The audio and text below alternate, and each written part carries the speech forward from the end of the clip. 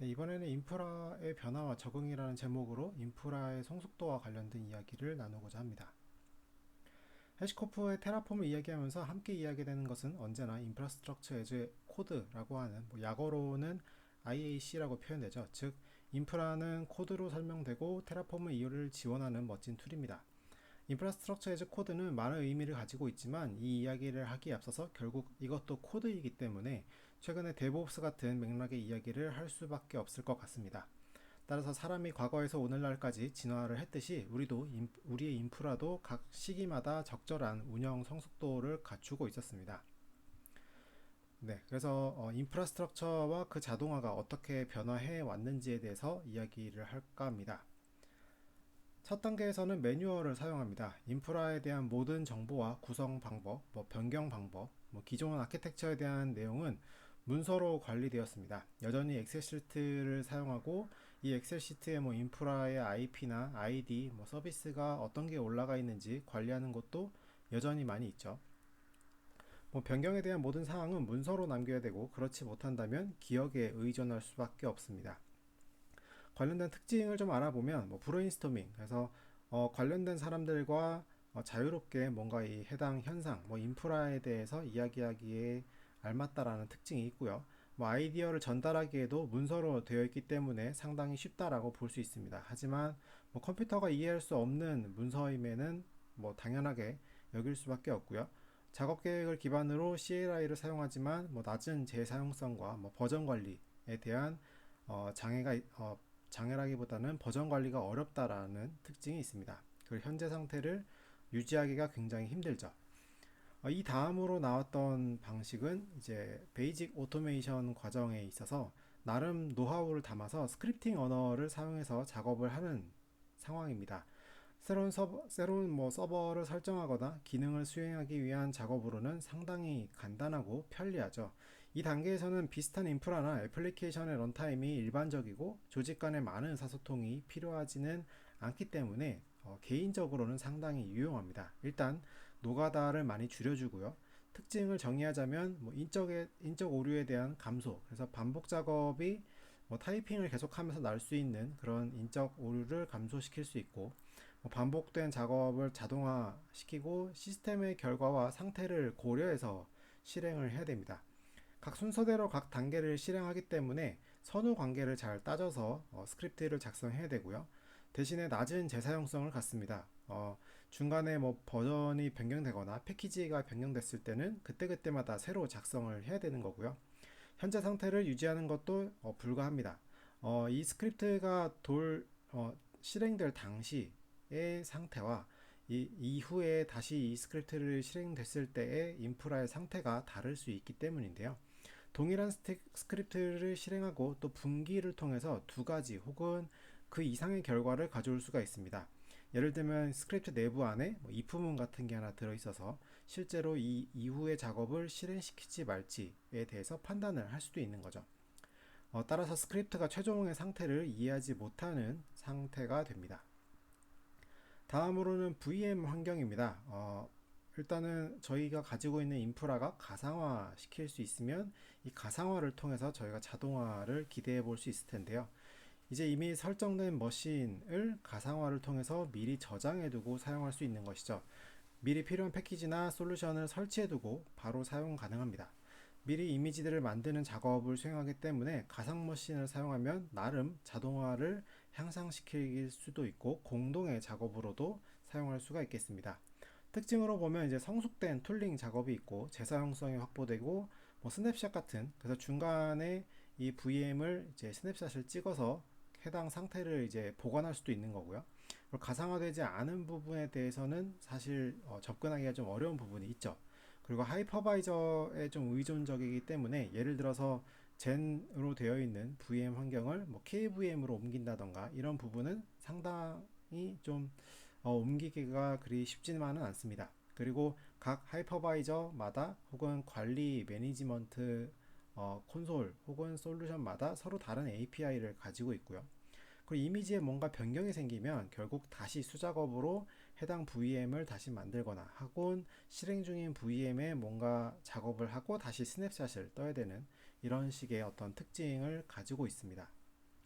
다음은 이제 우리가 본격적으로 기본적으로 컨트롤 가능한 클라우드 리소스와 함께하는 시대에서의 자동화입니다. 인프라를 더 이상 소유하지 않고 상품화된 인프라, 즉 데이터 센터를 사용하기 위해서 우리는 자동화를 요구받기 시작합니다. API를 통해서 더 많은 기술 계층을 가상화시키고 더 많은 소프트웨어와 자동화 기술로 지금의 데이터 센터에 혹은 컴퓨터를 포함한 인프라를 대신하는 환경을 제공받을 수가 있죠. 이런 환경에서는 이전보다 훨씬 빠른 시작 그리고 확장성 그리고 거의 모든 인프라가 다 API를 제공하기 때문에 자동화를 이 API를 사용해서 작성할 수가 있죠. 하지만 이제 제공자마다 상이한 API를 제공하고 더불어서 멀티 클라우드 혹은 다중의 클라우드와 혹은 퍼블릭 프라이빗 클라우드를 함께 사용했을 때는 애플리케이션 레이어에서는 좀 파편화가 발생할 수 있습니다. 그리고 각각의 클라우드를 따로따로 운영하고 관리해야 되기 때문에 인적 자원에 대한 확보도 당연히 필요하겠죠. 다음으로는 이제 데이터 센터 에즈 컴퓨터라고 하는 이제 명칭을 달았는데 더 나아가서 이제 머신이 아닌 앞서서는 뭐 VM 혹은 클라우드에 있는 네트워크 혹은 물리적인 가상 혹은 가상화된 컴퓨팅에 대해서 이야기를 했는데 더 이상은 이제 머신의 레벨이 아니라 이제 OS 자체를 가상화하기 시작합니다. 데이터 센터에 컴퓨터를 사용하는 대신에 컴퓨터 자원의 풀의 하나로 여기고 어디인지는 몰라도 내 애플리케이션이 그냥 적당한 리소스가 있는 그 어딘가에 그냥 배포가 되는 것이죠. 리소스 활용률을 높이고 이전보다 더 자동화됩니다. 에자일이 요구되고 데브옵스를 해야 된다고 주장하는 시점이 오기 시작하죠.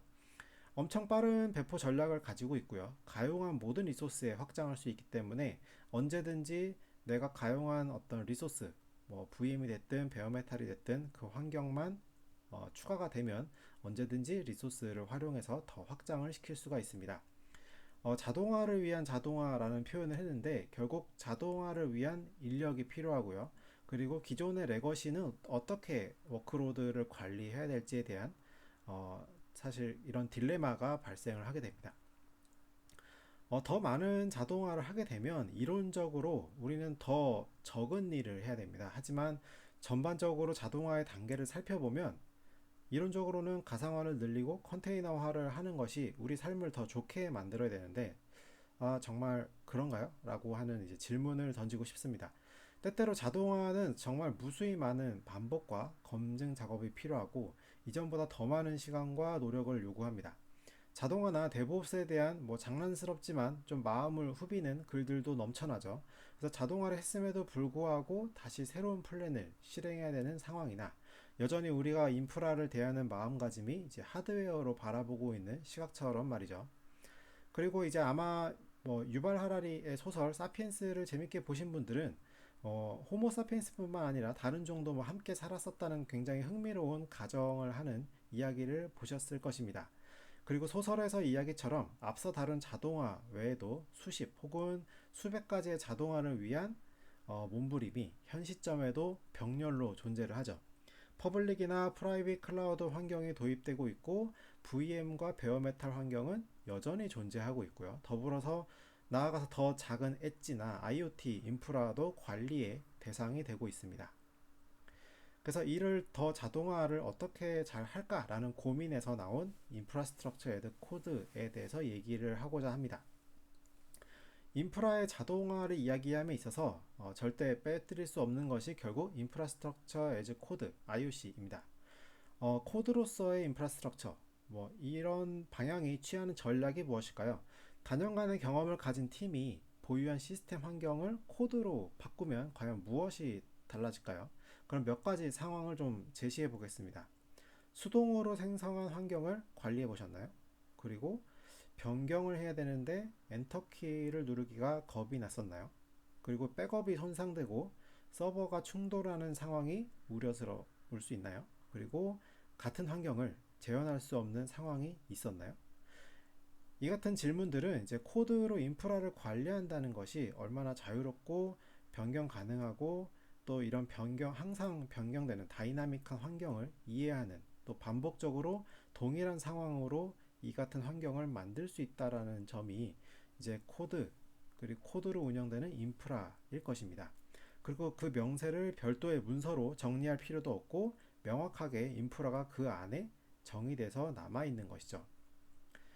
사실 뭐 이런 코드 얘기를 하기 전에 과연 그러면 우리는 어떤 코드가 좋은 코드인지에 대해서, 그래서 우선 잘 만들어지는 좋은 인프라 자동화를 이야기에 앞서서 그 조건을 만드는 좋은 코드의 특징을 찾아보고 몇 가지 좀 공통된 항목을 뽑아 보았습니다.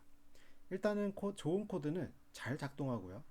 우리가 원하는 대로 잘 동작하는 것이죠. 그리고 누구나 읽기 쉽고 잘 모듈화가 돼서 언제든지 테스트 가능하고 보기에 좋고, 뭐 우아하다는 표현도 쓰기도 하지만, 그리고 관리가 쉽고 변경이 쉽고 좀 간결해서 딱 이 코드가 어떤 일을 하려는지를 이제 파악하기가 쉽죠. 그리고 코드가 이제 굉장히 효율적이다라는 특징을 갖는다라는 것이 여러 가지 이제 이 좋은 코드를 정의한 자료에서 찾은 결과입니다.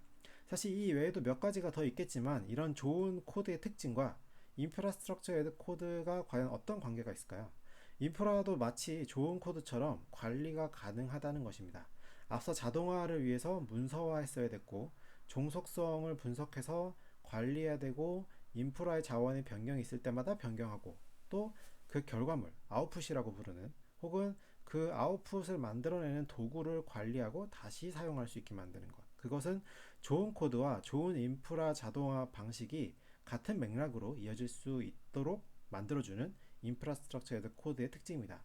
하지만 이런 좋은이라는 수식어가 붙는 인프라의 자동화가 그저 쉽지만은 않습니다. 물론 인프라를 위한 좋은 코드는 연습이 필요하죠. 인프라스트럭처 에즈 코드를 시작하기에 테라폼은 많은 도움이 될 수 있습니다. 인프라 프로비저닝의 최우선 목표는 재현 가능한 인프라를 코드로 제공하는 것이죠. 데브옵스 팀이 CI/CD 워크플로우 내에서 익숙한 도구를 사용해서 리소스를 계획하고 프로비저닝을 할 수 있는 방법을 제공하는 것입니다. 테라폼은 데브옵스 팀이나 클라우드 팀에서 구성한 아키텍처를 코드로 템플릿화하고 기본적인 리소스와 세분화된 프로비저닝을 처리할 수가 있습니다. 이런 구성은 주요 인프라 관리 도구와 통합이 되고 모니터링이나 APM 같은 시스템이나 보안 도구, 네트워크 등을 포함해서 다른 많은 ISV 공급자의 서비스로 확장도 가능하죠. 정의된 템플릿은 자동화된 방식으로 필요에 따라서 프로비저닝하고, 이를 통해서 테라폼은 퍼블릭과 프라이빗 클라우드에 있는 모든 리소스를 프로비저닝 할 수 있는 공통 워크플로우를 생성할 수가 있습니다. 그리고 이제 엔터프라이즈 환경을 위한 지원은 어떤 것이 있을까요? 테라폼 엔터프라이즈는 오픈소스의 코드 프로비저닝으로 인프라스트럭처에서 협업을 할 수 있게 만들고, 거버넌스를 만든다거나 혹은 셀프 서비스의 워크플로우를 제공합니다. 테라폼 엔터프라이즈는 이제 팀이 협력해서 인프라를 구축할 수 있는 이제 워크스페이스 같은 이제 별도의 공간도 제공을 하고요. 모듈이나 모듈 레지스트리 혹은 거버넌스를 위한 구성도 제공을 하죠.